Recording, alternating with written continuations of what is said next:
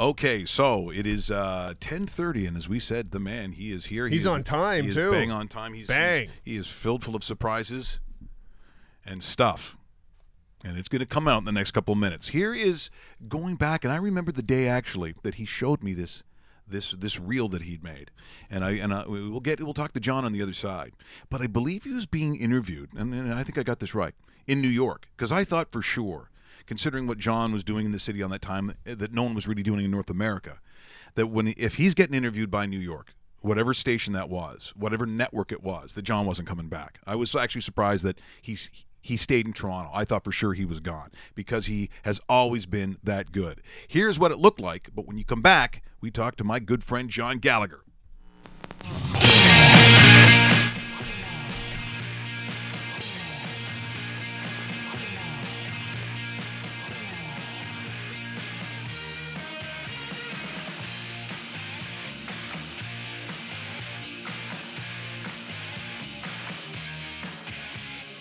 Enough about me. Let's talk about you. What do you think of me? I'm easy. Hey, I love you, man. Some people just don't get what it's like to be a Blue Jays fan. Now that was mature, wasn't it? You had 50-goal weekends. It's the all-hit 50-goal weekend. What's that all about? That's kind of funny. From St. Helens Catholic School, John Gallagher, City Paul. If they don't win tomorrow, I'll guarantee you no one's going to show up for the next game. I mean, this team needs help, man. This team is absolutely in big trouble. All right, I take that back. I think things would be fine if you had John Gallagher on your team. John Gallagher, me! What are you, new? Right to sports now. We're going to call on our old Twilight Zone Bill Shatner thing. There is something wrong with the wings, Johnny. Exactly. Something wrong with the wings. Something. Might said it was an off night for the Wings tonight because when you watch the highlights in their second game with Colorado, you'll notice something. It was an off night. There was no Fedorov, Kozlov, Konstantinov, Fetisov, not even Larionov or his pals Moov and Kurlyov. Not one off, not one Russian showed up. Hence the off night. What a night at the Gardens. Gallagher's there. Wow, Gord, it is happy time, and this is the fun house. It's Maple Leaf Gardens. Take a look. Cliff Fletcher has tried to silence his critics with the acquisition of Wendell Clark and, of course, Matthew Schneider from the Islanders. They make their debut in blue and white tonight against the Dallas Stars, and there he is. The man that people are paying the big bucks to see. 5'11", 200 pounds of twisted steel, wearing his familiar blue trunks with a white stripe. It's Wendell Clark. Good night last night. 128 points. We were scrambling for the record books at Skydome. 128! That was a good weekend's worth for the Raptors earlier this season. Several records fell, but most importantly, so did the Dallas Mavericks. They went down. What a nice. Raptors had their most amount of points at the half with 64. 96 after 3, 128 of the night. Damon Stoudemire bombs away. Oh, there it is, and as they say, that's how it's done. That's how it's done. Right there. Okay, let's get rid of... Now, what is that sound coming from? Isn't that cute? Oh, my God. Okay, let's go... That's the sound of the people in New York not calling me. Okay, so let... Oh, I just... You know what? While Mike's figuring that out, what the New York opportunity, because they were obviously interested in you. You sent them a nice tape and take the story away. Well, you know what? They do that. They'd come in, and, Yeah. I was up in Washington. They'd wine and dine you in stations out in San Francisco, and you'd leave on a Friday night or a Sunday night after being wine and dined, and because I was doing Q107 in the morning and City TV at night. They couldn't match those numbers. And you did a split too, didn't you? Yeah. That was it. And then they kind of weaned us out. Every morning co-host Well, in sports was doing split shifts. It was insane. So then I was doing Q in the morning and City at night, and the money was ridiculous. And then we do those paying gigs, you know, where you do $1,000 a night at the Barracuda or a bar in I never got that. You did. So. I did shit. In the day, I was terrible. They gave me no money. In Calgary, didn't you do some golfing? Oh no, then cash, yes. right. But in Toronto in the day when I first started, they wouldn't let me in the Barracuda. I mean, I had to pay extra for the drinks. I mean, then one day I never got a dinner. That I mean, going to I think it was you and Steve Anthony that house. Mm-hmm. The house of ill repute. Yeah. All the stories. Yeah. I come down one day, and Steve is doing the Mummy and Daddy dance with Mitsu.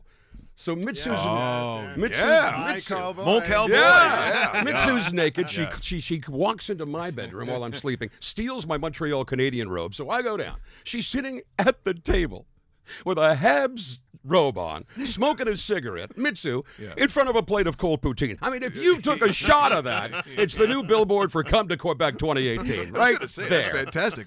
Brought to you by Don't de l'Espace, Quebec. I knew it's something like that. It's something like that. John Gallagher, my good friend, who, boy, I'll tell you, it was probably back in the late 80s when we first meet. And at that time, so there's no cell phones, there's no internet, there's no all kinds of things that people have the access to now. And so I wasn't necessarily familiar with Chris Berman or any of those kinds of things. I would go on record saying, I just said it a while ago, that you were doing the kinds of things that are attributed to a Chris Berman. You were doing them before Berman was doing them. This is why I never thought you'd stay in Toronto. Because no one really did it and still do it like you did. And I thought, if I had to bet, and now I am a betting man. Quite a bit. I would have thought that, John, there's no way that you would have stayed. I'm surprised that you never were in the States at some point. Because no one does it like you.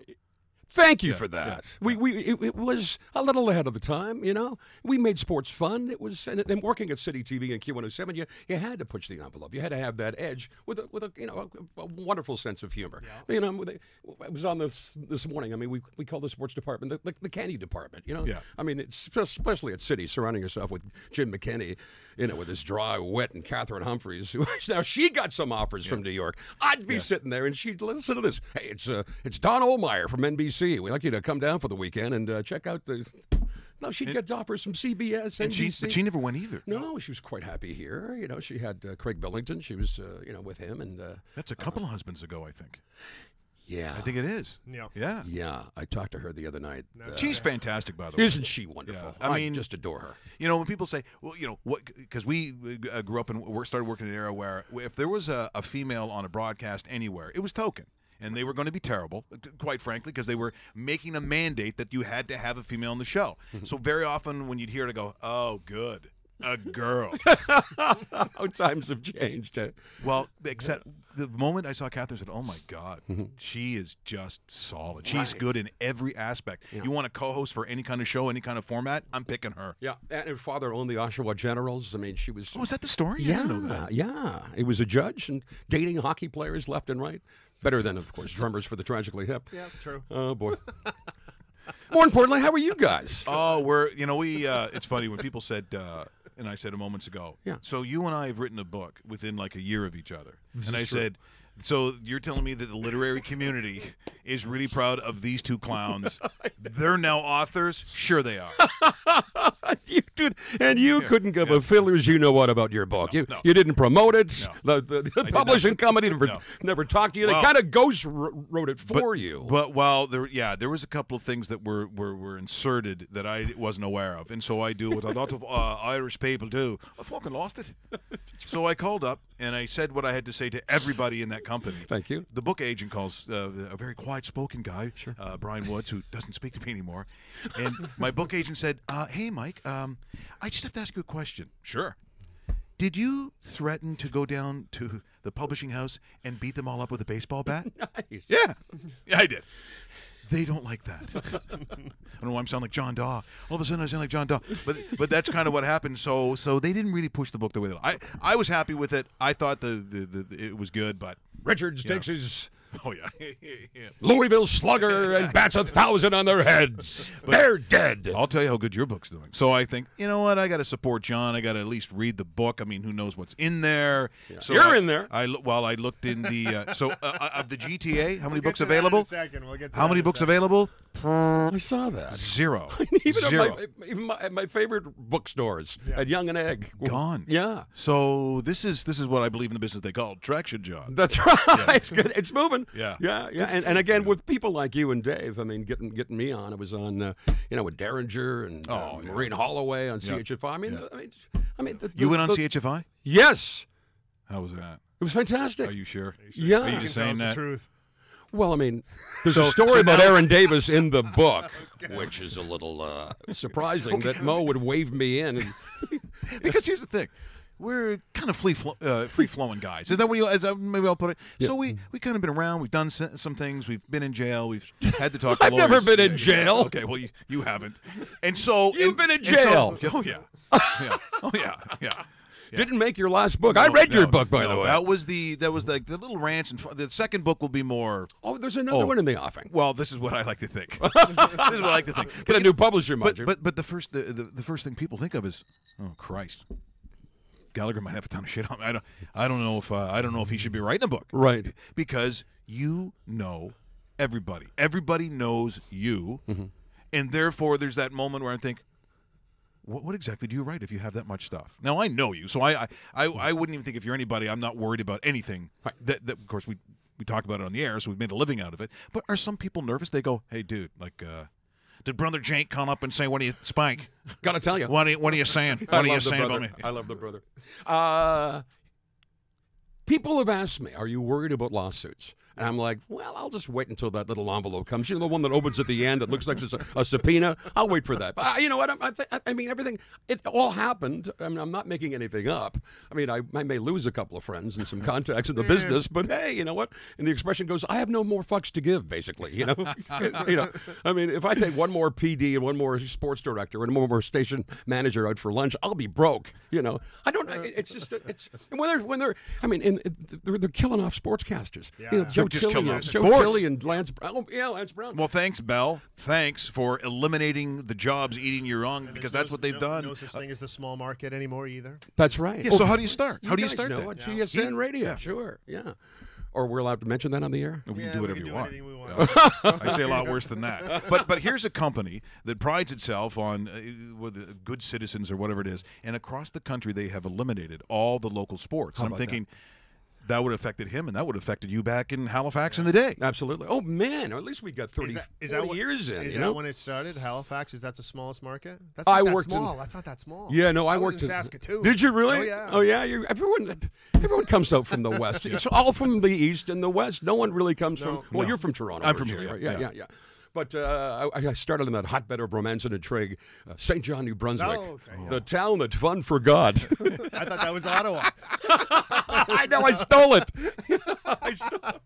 Peter Worthington called it the town that fun forgot. I was on Ottawa today with Bill Carroll. Oh my God! This morning at the stupid o'clock in the morning. And then but isn't that the strangest thing? I mean, our sportscast in the morning radio used to be 4.5 minutes long, plus a commentary. You know, and now it's the Canucks lose to the Canadians, Leafs win 8-1, and Jose Bautista signs with Washington. Weather's next. Yeah, it's like wow. I mean, and think about it. What? Foster Hewitt Award, which I don't know how many people have them. 8. I don't know. There's not that many. You have one. He's got one right and I would say a lot of that is based on your writing during those commentaries. That's what made you. No one articulated that way, where they take pop culture and jam it with the sports, and out comes this stuff, and it was like this. And I'm thinking nobody did that, and to me, it was really quite remarkable what you were able to do on a rock station. Quite frankly, it's never been the same since. You and I and Derringer almost worked together, but I had a contract for 6 figures to join you with the Fan and Derringer. We could still be on the air today. Yeah, we would. Wow. Yeah. Imagine that 3. Oh my God. I bet John wouldn't be married. I bet that wouldn't happen. You know what I'm saying? Yeah.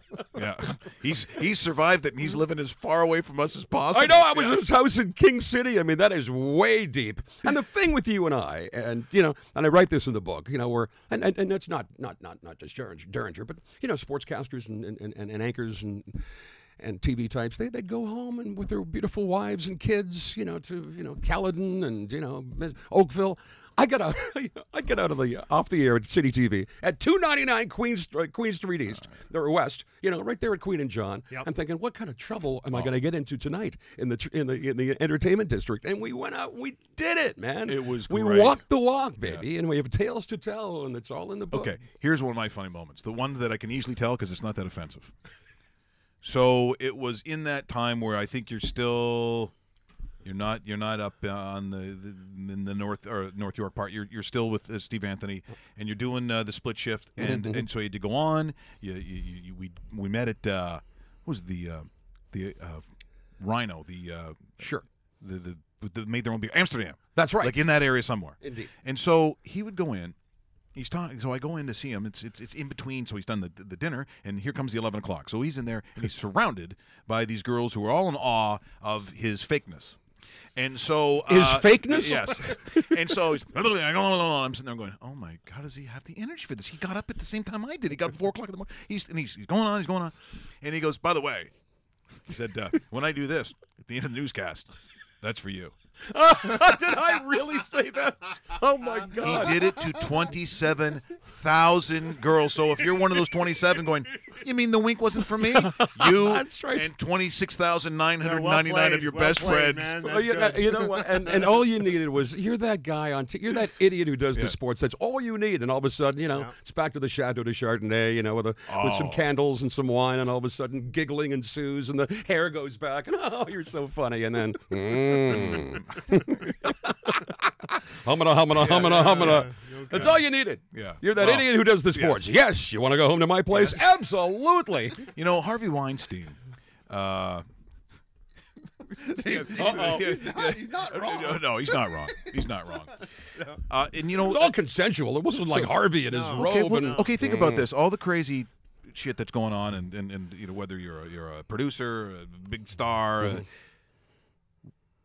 I don't get it. I don't get it. Like in our day, we're running around, we're seeing girls going, sure, I'll go home with you.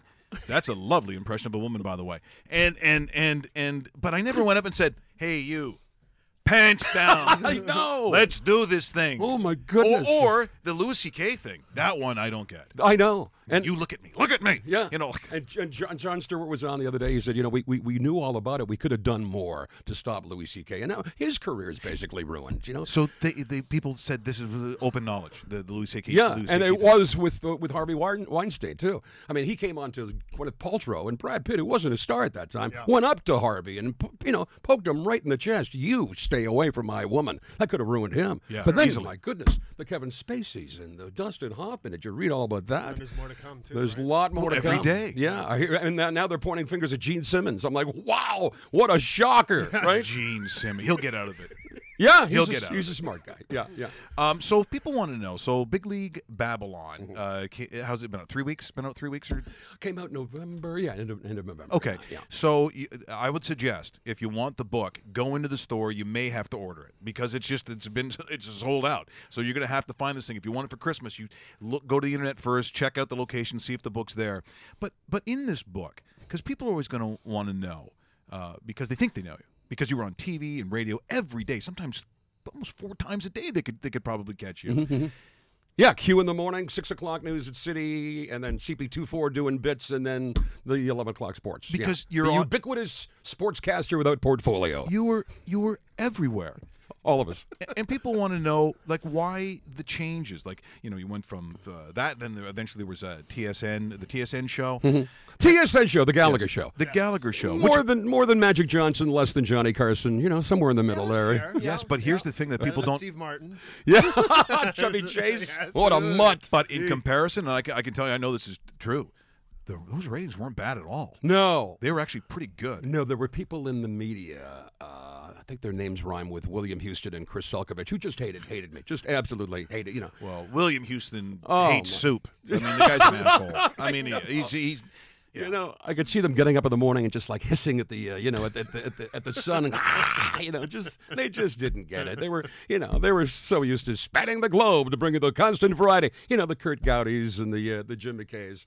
They didn't get my show at all. So, and the ratings were good. They were good. And Keith Pelly, I mean, a I know they were brilliant good. guy. My goodness.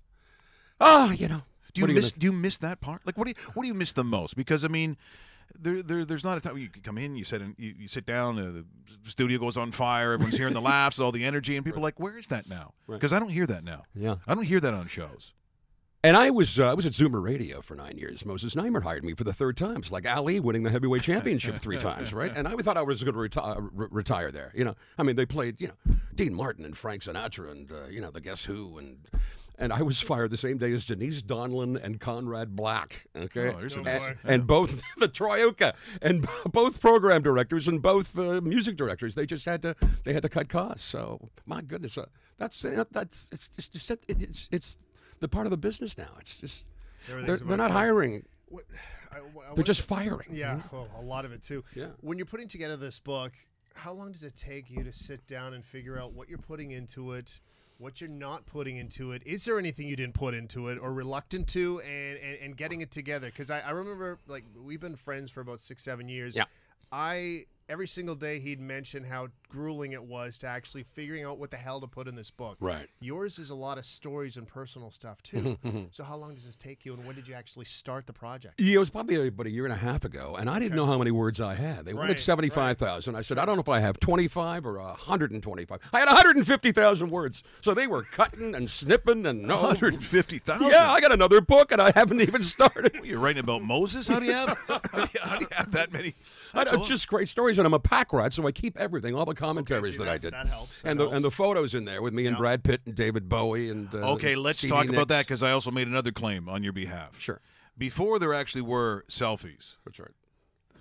I think you invented the selfie because I've not been in a place where I'm going back into the late say that, too, late dude. 80s. Do you remember we were down in L.A.? Sure. We were down in L.A. I Yes. was with John MacArthur, and That's right. and we hook up. We go to the Stilts place out there in Santa Monica. Wonderful. Eh, Right at the end of Santa Monica. That's right. Right there. Yeah. And what was it? What's his name? The bad boy Judd from Nelson. Judd Nelson. That's from, right. Breakfast Club. That's right. It's excuse me, I got to go over there. Dismissed. And you go on, I was like, Judd, how you doing? Hey, here we go, baby. But they were like Polaroids or something. Well, no, it was those stupid little $19 Fiji green cameras with the 24 exposures. And I'd keep one in my glove compartment. I'd keep one, because you're at Much Music and at Q, you know. There's somebody at coming in there every single day, yeah. I'm at the urinal one time at Q or at City TV. I'm like, oh, hello. It's the Glitter Twins, you know, Steve Perry and Joe Perry and Steve Tyler. Yeah. You know, it's just everyone was walking around. It was crazy. You know, Annie Lennox shot with again Bowie and people like that. Because people also have to understand too your understanding in depth in music. Because it's a big part of who you are. If people don't realize that, Right. I mean, there's a lot of things, and when you mention names like Bowie, when they pass away, I know damn well on Facebook, where we're friends, that there is going to be not only a story, but there's probably going to be a picture, because those people meant something to you. I mean, the one thing about Q107 in that time, where Q107 was to me the real Q. Right. Yeah. People like that were really I mean, you had a Hall of Fame staff anyway. I mean, from top to bottom. It was like the 27 Yankees, the 77 Habs. It was just ridiculous. stupid talent. Yeah, ridiculous. And these people would come in, and I think, the one thing people may not know is that you have a real love of music and the people who create it. Yeah, and again, the 4,000 CDs. Just you've been to my house. Oh, I've It's seen just the a wall CDs. of CDs, and I still play CDs, which is the stupidest thing. He wishes you can they were- download those, John. Now you know. He wishes they were on the wall. I've seen them they've seen them in places CDs should not be. Just so you know. I knew something was wrong. I couldn't sleep the night that David Bowie passed. And I got up and I'm looking at my phone and just because he just released an album and he was on his way maybe another world tour. But I was at the Sky Dome one time with Lloyd Robertson watching a baseball game, and he was wearing a one-piece safari suit. I don't know why. Don't ask. Anyway, the limousine driver comes and drops some people off. He goes, Gallagher, come here. Big Bowie fan. I said, oh, my hero, all-time hero. Guess who I just dropped off at some bar downtown? David Bowie. Want to go meet him? I'm like, ah. So and he's the funniest guy in the room. He's just got everyone around him, and he takes a cigarette out. I lean in to light the smoke, and he's the coolest smoker I've ever seen since French actor Jean-Paul Belmondo. Right? And I'm thinking this is the greatest thing since when Howard Cosell leaned in and lit my cigar before Pat Marsden threw up in his shoes. I mean, it's all in the These are book. stories you don't get everywhere, folks. You really don't. That's why you got to buy the book. Find the book, buy the book. Now, of all those crazy moments, because you had talked about, because we played a moment from, I know, it was the Habs power play. It was a ridiculous power play. Saw that. I love that. And so you said, no, you Big fan of the show, by the way. The thing with Gump Worsley yesterday, I almost fell off my chair. Oh my goodness. Foster, yes. But you said you've got Danny Gallivan stories? Yeah. I don't think anyone's got Danny Gallivan stories. I'm 12 years old, when back at the Montreal Forum, you can get seats up near the press box, right? So one time between periods, I walk up to Brian McFarlane and Dick Irvin. I want to do what you do one day. Hello, kid, come on in. Try the headset on, put on the blue jacket. I'm like, this is great. Danny's coming back from his smoke. You better go. So, Dick Irvin and the whole... Dick Irvin, my goodness, I spent like 4 or 5 hours talking with Danny Gallivan one time. There are some really good stories in there. Yeah. Was there any guy that you've ever been disappointed in that you were looking forward to question, and it yes. just didn't get? Athlete or media. Yeah, it doesn't matter. Doesn't matter. Yeah, Dave Van Horn at the Montreal Expos, my hero growing up, because I basically lived at Jerry Park, and when I met him, he was just, you know, I met Marv Albert once. I was at the Madison Square Garden, and he shook my hand, like this. Like it was a wet salmon. It was just before, of course, he had the, you know. Bad impression. Yeah, I know. Yeah, it was like, first thing, and it was like, creepy, oh, and then you'd hear about, you know, him Well, dressing up in women's clothing. Let me tell you something. There's a reason I go in softly for 3. Yes. Julio Cesar Chavez. May I light your cigar with my mouth? Yes. I know. My fax machine isn't working. Can you come up and bite me in the back? Oh, my God. Yeah, the backbiting I never got. Yeah. Hey, you want to dress like a woman, spank yourself, whatever it is, put a diaper on your head. But the backbiting, that's where I draw the line. Yeah. As far as players are concerned, I always set this real hard on for Dwayne Ward. He kept me waiting for hours one time just to do an interview with him. He says, "No talking about my right arm, okay? Just don't. All right, don't you can't talk about my arm." I'm like, just what should we talk about? We'll talk about while we're here today for Easter seals or something. I said, okay. At the end of it, I go, what do you say to the fans? You know, about your problem. What problem? You know. And then he goes, this interview is over. Like, oh yeah, fine, walk away. Yeah. You know, and just the F-bombs were, and of course we ran with it that night. And then Cito Gaston once said to me, this is a true story. I'm wearing this wonderful top that I just got, and he goes, this is during the time you can say these things. Sure. And he was suspended for bumping an umpire, so he just had to go to Skydome, get in his uniform, and then get the hell out before 5 o'clock. He goes, Gallagher, where'd you get that faggoty shirt? Yeah. Now you've been. That's an atrocity. That's right. You could sue the Blue Jays. And guess what I said to him? Your wife gave it to me. Oh, yeah. No. And then a chill filled the room, right? And he says, you know what the dozens are? It's a code in baseball. You doesn't talk about how much money you make. You doesn't talk about girls you're dating or your wife, and you doesn't talk about your car, and you just don't bring that stuff up. I'm like, well, you started it, and then he was not happy. But see, you're a huge baseball guy. I mean, it's your favorite sport. Yeah, It's your favorite sport. Robbie Alomar and I used to go out a lot. Is that in the book? It's in the book. Okay. We're at Alice Fazzuli's because, you know. Oh, that was great in the day. Bar. Oh, it was great. You know, and as you do before a sportscast, you want to have a couple of cocktails, just get warmed up, yes. as we do. That's why we're in a bar. You are in a bar. I'm trying to find this place this morning. Kids at Ryerson, Seneca, listen to what he's saying. So Robbie's there, and I'm like, why don't you come on to do the sports with me at City TV? He goes, sure, young, catch the taste. I'll be over in a... And instead, you can hit Alice Fazzuli's with a snowball from City TV, but he gets his entourage, right, and in a limo, and drives the 30 seconds to City TV. And when he walks in, the place goes crazy because he's won back-to-back World Series. He's the most popular person in the city. Easily. You get him made up, and at the end of the sportscast, I lean over, thanks for doing this. No problem, young. And I kissed him right on the cheek, and I could just see the global CBC, CFTO news directors and producers going, Gallagher's got Robbie Alomar on the air. Damn it. And he kissed him. And then Robbie. Is that when he was living at the Skydome? Skydome, they were like 2 suites put together. I was there. He had a jungle room with leopard skin wallpaper. Was he Elvis? I know, and if those walls could talk, it would be meow. Yeah. We chase skirt all around spring training. Chase skirt. Yeah, hey, gotta get those dames, eh? You know, I tried to find that picture of us at the fan Christmas party. Sure. You, me, Derringer, Jerry Howarth, and Bob Durant's in That's that picture. right. And Bob Durant's in that I picture. have that shot. And so what I did is so they gave us this one room that was on the outside of the Sky Dome, and they looked at it and they said, "Oh, it's pretty good. You got half of Robbie's suite." And I went, "Oh, that's pretty cool." And in my head, it was such a oh, God, I don't know where my head was. I kept thinking, wow, Robbie Robertson. That's pretty cool, Robbie Robertson. Why is Robbie Robertson the thing for me? Right. And as I'm sitting down, I'm on the phone. I sit on the can. I'm like, yes, I'd like a bottle of your finest. Well, not your finest, but a pretty good, you know. And I said, I'm in the Robbie suite. She goes, oh, you're in a Robbie Alomar suite? I'm like, Robbie Alomar? Oh, my. I'm sitting on the can. Ow. Shower. Oh, my God. I know. Boil me. No, careful. One spring training, I'm down there, right? And I usually show up before the pitchers and catchers show up. So Robbie's there early. As he, Gamer. Yeah. You got to get there early to get the convertibles before the CFTO guys come down, right? He's there in December.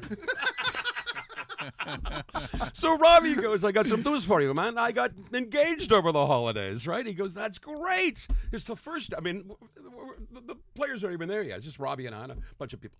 And I go, this is great. So we announce it on the air. We put it on City TV. And then the next day he goes, what did you say? I said, well, you said you got engaged. He goes, I got like 12 women calling me from Toronto. You've ruined me. You've ruined me in Toronto. I'm like, you said it. I didn't say it. You said you got engaged. I said, congratulations. Did you notice the camera rolling? So our relationship kind of cooled after that, but he was something else. Do you have aside from the Habs, if we're talking Blue Jays, do you have a favorite team, an era, a team that you go, I loved covering that team? Yeah. And they didn't have to necessarily win either. I'm just saying the group of guys that you like covering the most at that time. Well, it would have been the 80, 81, 82, 83 Expos. I was there for Blue Monday when he hit the ball, and I'm like, I thought Dawson was going back to catch it. I love that team, and I just, les Expo knows them more, The Blue Jays was more business, and they were more for like friends of mine. It's like when I was, Dougie Gilmore and I were really good buddies. Right. I'd be in a naked hot tub at Wendell Clark's place. Yeah. Those days are over because all the players now are trying to protect their interest and protect their, So it's like, how many NHL teams you can have? 40? I don't want to see anything in Seattle. I don't like Seattle. I don't like Seattle. I don't like Vancouver. I don't like you. Your bit in Vancouver about Vancouver. What do you think? You people discovered the Rockies? Yeah, you didn't make them. You didn't make God did. Stop bragging about it. Annoying. Like, okay, of the fans that I can think of that are the most annoying, to me, top of the list is Vancouver Canuck fans. Mm-hmm. Canuck fans, I don't know why. Look, I know enough. Half my friends are Habs fans. Right. And they will start talking. It doesn't matter if we start gouging them about what's going on today. They're like, well, should we talk about the 19th? I don't know. But you know what? I get it. It's fun. Right. But it's not aggressive. Mm-hmm. It's there's just an ugliness about it. And I find the same thing with people who like Seattle teams. Yeah. I'm glad the Seahawks are taking a dump. I'm happy. I'm happy. Go home, smoke your weed, drink your coffee. Oh, my God. I was at a Vancouver Canuck. Jake Edwards took me to a Vancouver Canuck game. Brother Jake. And I go there, the VIP entrance, and everyone's smoking doobs, man. Everyone's like, what the hell? Like, just crazy. And I was up till 2 o'clock in the morning watching my beloved Habs beat the Canucks last night, 7-5. Yeah, big time win. Oh, yeah, nice. They don't usually score that many goals. No, I know. When Carey Price lets in 5 goals, Thomas Vanek gets a hat trick. Yeah. He was with the Habs for a little blip in his career. Thomas Vanek, is he still playing? Yeah, He is. Thomas He Vanek. played last But night. yeah, people, you're right. People, when I go, you know what, I had to go to Stanley Cup parades as a kid in 65, 66, 68, 69, 71, 73, 76. Shut up. We'd go. We were so cocky. Hey, Johnny, you going to the Stanley Cup parade? I'm like, I'll go next year. There'll be one next year. And there was. Now, when you work at City Much Music, when Much Music to me was equivalent to MTV. It was now, in the early days. Right? Yeah, in the early days it certainly was, and you had Dan Gallagher, who was no relation, but awesome. Rest in peace. Yeah. Like what a tremendous fun. He was the rock and roll John Candy kind of. I mean, that's how I always saw him. Oh, and Monica Diol and J.D. Roberts. Yeah, and like those are crazy times in there too. And Erica M would have been there too. Eric, yes. That's right. Yeah. Steve Anthony.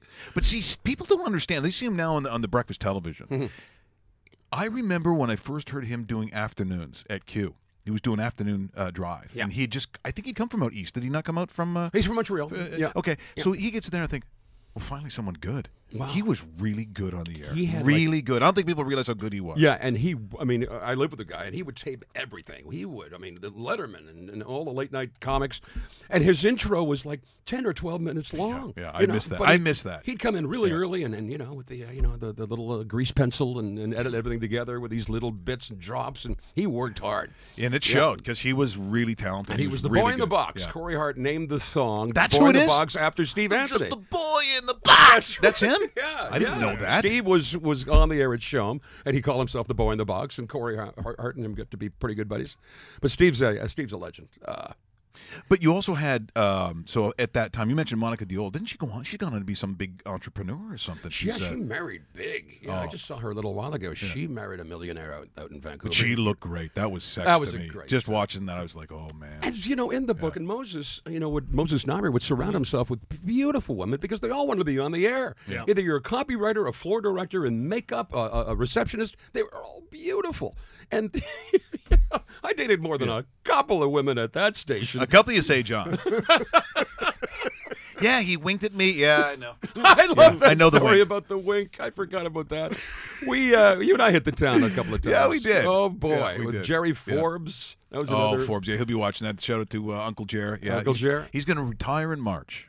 Come on. Yeah, and still crushing it out in Calgary like he has. See, no one in the day where he understands, so he goes out there, he crushes on the air, and then he does all this charity stuff too on the side. He's probably the finest radio guy that I know. I don't know if anyone knows more about radio than Jerry Forbes. Right. But I've been kind of lucky, I think of along the way people ask, like, I'm sure that you talk about some of those things in that book, but working with John Derringer, working with John, because there is a similarity in some of the ways that we do think, which is a little frightening.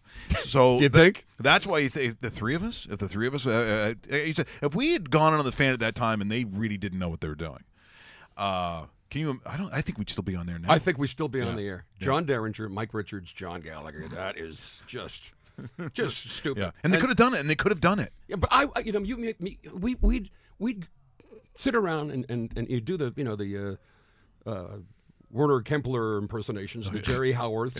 Hello friends, Jerry Howarth. He was on earlier on too, by the way. Oh, I bet he was. Talking about Derek Jeter's girlfriends. You would make me cry. I would absolutely cry, and you'd give me all the little tapes and all the CDs. You still have cassette tapes of parody songs. I can't believe it. Jerry Howard Bob sings. Bob's in the book. Yeah. Bob Cole tried to pick up my girlfriend. At a bar, and Really? Yeah, I'm at I'm with Steve Stavros in his wonderful underground lair, and I'm drinking with Pat Quinn, and Quinn's got hands the size of Yogi Berra's he does, Smiths, right? Yeah. And he always calls me Little Irish, and I go Big Irish. So I see Bob Cole talking to my girlfriend, and he, she doesn't give him his number. He tracks her down and calls her, and I'm living with this woman at the time, right? And we'd play him at Christmas parties. Oh, baby, Bob Cole here. Martha is. You want to go out to dinner tonight there at Biff's, right? And people thought it was you doing Bob Cole. But Bob tracked her down and would call her at work, asking her out, and I was living with this He's woman. 100. I know. So he didn't get anywhere there. And then this trick I like to do with bananas. I saw Catherine Humphreys on the other day, or during that time, and she was talking, about Bob Cole, you got to watch out for him. I knew that he hit on Catherine Humphreys. That's a new. Yeah, that's a new right there. We love Bob, but we love Bob. Yeah. And he's the gold standard, but because I still miss the voice. Get your own girl. Get your own chick, man. Who do you like play-by-play wise? I mean, you've known half of them. North or south of the border, you hear a voice in your head. It could be Gallagher. Oh, who's the voice for you in your head? It's definitely a Dick and Danny show. Yeah. Because there's some of these nameless, faceless people on the sports channels now. I don't know who these people are. It's true. It's. I mean, see, we had a chance, or at least when I talked to Don Whitman before he passed away. Right. Don Whitman was, to me, one of my all-time favorites. Sure. Did you ever get to know, before he passed, Don Chevrier? Did you know Chevy? Don Chevrier and I got whacked one night in Miami at the Super Bowl. And for some reason, Bob Hope was apparently in town. And Don Chevrier, I didn't know he drank. We're in a cab, and he'd be sticking his head out. Have you seen Bob Hope anywhere? Just the strangest thing. He is hysterical. No one knew it because you'd never think it would come from him. Absolutely right. I had no idea he had that side. Don Chevrier. That was, and again, you meet guys like Dave Van Horn. It was like a little disappointing, but Howard Cosell. I'm interviewing Howard Cosell, and I said, Howard, I understand that you're coming up in a new. This is pretty dated. A new episode of Moonstruck. He says, of course I am, young man. I said, can you embellish on that? Embellish on that, young man. I've no time to. And he's like, oh. And then I'm sorry, I was a little hard on you. My microphone's going. And he had the worst breath of any human being I've ever smelled in my life. Howard did. Howard Cosell, the worst breath. It was like a 2-week-old little tuna salad sandwich with a cigar put out in it, right? Oh, boy. Maybe that was making my microphone going, embellish on that. Hello again, everyone. Howard Kosop. Yeah, there's been some beauties in this town. Chris Berman and I, we so spent a night together. He's in the book too at the Molson Box at a Leaf Kings playoff game. He's a great guy. And he's Big real guy kind too, to eh? He's like 6'6". That's right. They don't call him a boomer for nothing. And, boys. and he's kind to Canada. He talks about the CFL all the time. He always knows what's going on up here. Like, it's amazing. Yeah. That's right. I mean, the ESPN actually, I think they ran. They would run the Grey Cup on a regular. Oh, they did a couple of times in the 80s. They did. You can catch and then when the NFL went on strike, they would show the Rough Riders versus the Rough Riders. We showed one of those games, and it's just and unfortunately they were just disasters. They were all blowouts. They were just terrible. Yeah. And of course, they have to describe the field and think, well, you see the field's like Alaska. Like they just there's a lot of guys out there, and they all seem to be running around at the same time. I think Bob Costas said, ladies and gentlemen, the Winnipeg Blue Bombers will never be America's team. I can trust.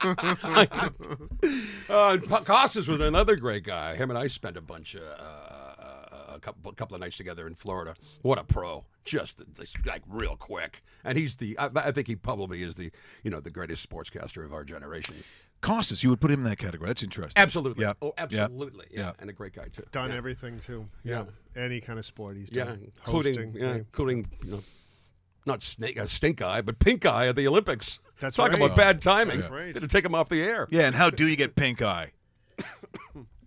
I've do you had get it. it? Just Yeah. don't rub it. Yeah, I was going to say. Yeah. Do you think that's helpful in this conversation? John Gallagher's had it. Anybody else? How do you get it? I don't want to know. I probably touching all those CDs on your kitchen table that have been there since 1997. You know who went through my CDs one night? Oh God, who? Kevin Spacey.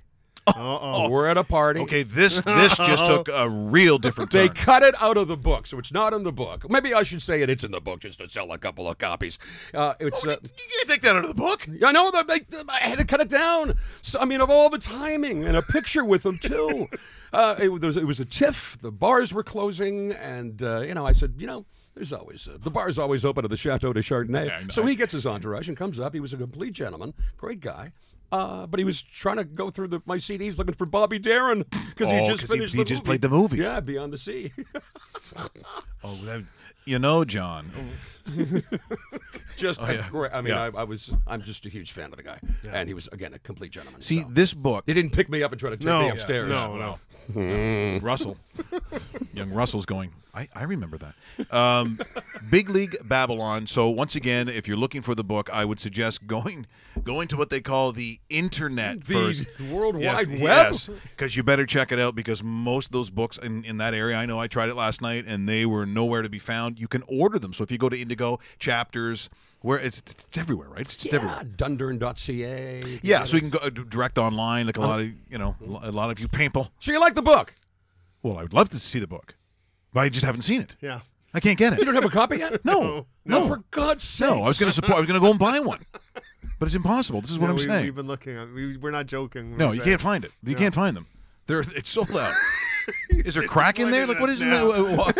Why are these books sold Damn out? it, John! I found out you were coming on Monday. Okay? And a free case Get of off my back. A free case of Brador. Oh, Brador. And a Colt, the little cigar. Tomorrow's taste today. Find it. Johnson, thanks so much for coming What a in. nice surprise. This is very Christmas. festive. This is my Christmas friend. for me. This is honestly, we've been wanting to do this for a while, so we can make this. We'll make this a regular thing, maybe. I was going to say. You know Can what? we do that? Hey, in my mind, And why don't we do that? I'm already there. Yeah. All right. So here comes the big ending. Are you ready for this? What? Did we just become best friends? Yep.